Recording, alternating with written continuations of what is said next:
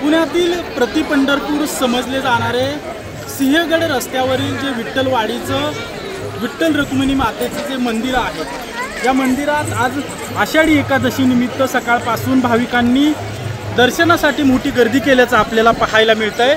आपण हे जे मंदिर पाहतोय, या मंदिराला मोठी आकर्षक सजावट करण्यात आलेली आहे। दरवर्षी ज्या नागरिकांना दर्शनासाठी पंढरपूरला जाता येत नाही, ते नागरिक या विठ्ठलवाडीतील मंदिरात दर्शनासाठी येत असतात आणि या मंदिराला प्रतिपंढरपूर असं देखील म्हटलं जातं।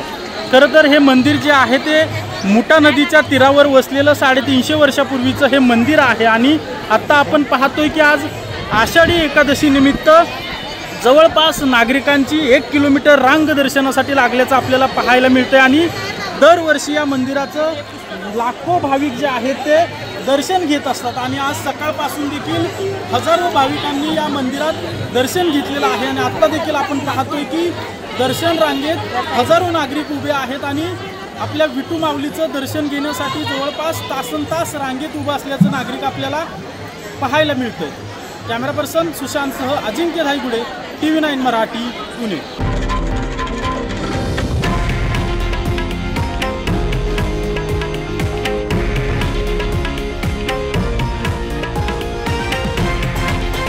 हे आहे देशातील नंबर 1 न्यूज नेटवर्क आणि आपण पाहत आहात TV9 मराठी, एकमेव।